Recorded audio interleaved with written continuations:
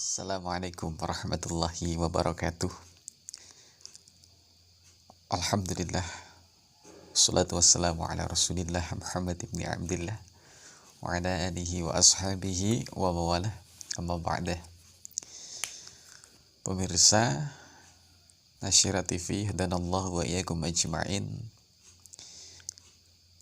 terkait dengan puasa Ramadan ya. Kemarin ada sebuah pertanyaan dari saudara kita, seorang bidan ya, karena kebiasaan mengurusi bayi atau berhadapan dengan orang yang hamil juga menyusui, maka timbul sebuah pertanyaan, bagaimana apakah orang yang hamil karena repot atas kehamilannya atau orang yang sedang menyusui bayinya yang masih kecil itu boleh meninggalkan puasa?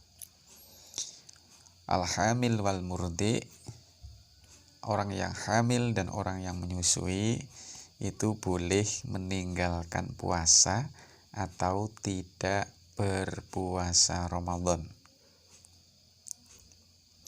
Namun ada dua konsekuensi.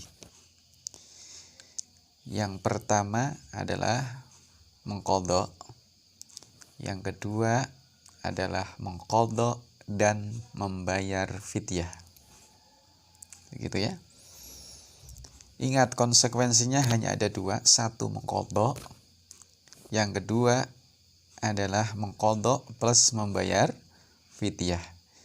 Jadi nggak ada konsekuensi yang ketiga, hanya bayar fidyah tok, itu nggak ada bagi wanita hamil maupun wanita yang menyusui. Sekarang yang mendapatkan konsekuensi qadha saja itu orang yang hamil atau yang menyusui yang bagaimana? Orang yang nanti harus qadha saja itu adalah orang hamil maupun orang yang menyusui yang mengkhawatirkan akan keadaan dirinya sendiri, bukan karena mengkhawatirkan jabang bayinya atau bayinya ya. Jadi karena kekhawatiran dirinya sendiri, seperti contoh, wah nanti kalau berpuasa saya takut sakit karena mengemban kandungan saja ini sangat berat, sangat lelah, saya takut kalau nggak makan itu sakit, misalkan begitu ya. Maka karena mengkhawatirkan dirinya saja, bukan plus mengkhawatirkan anaknya, maka besok cukup mengqadha ya. Itu orang yang mendapatkan konsekuensi qadha puasa Ramadan. Yang kedua yang mendapatkan konsekuensi selain qadha juga ada membayar fidyah adalah orang yang mengkhawatirkan terhadap anaknya ya, atau orang yang mengkhawatirkan anaknya plus dirinya sendiri. Jadi kalau ada unsur mengkhawatirkan anak sekalipun dibarengi dengan unsur khawatir terhadap dirinya sendiri, maka itu konsekuensi yang kedua, yaitu qadha plus bayar fidyah. Seperti apa contoh mengkhawatirkan anak? Ya misalkan yang hamil khawatir anaknya itu nanti keguguran, misalkan kurang gizi, keguguran misalkan ya. Ataupun misalkan bagi orang yang menyusui khawatir ini kalau saya puasa itu nggak keluar ASI gitu ya. Maka itu berarti khawatir terhadap anaknya. Ketika khawatir terhadap anaknya, lebih-lebih ditambah dengan khawatir atas dirinya sendiri, maka selain besok wajib qadha, juga wajib bayar fidyah. Bayar fidyah itu berapa? Bayar fidyah itu sama dengan 6-7 ons. Kalau di Indonesia pakai beras ya.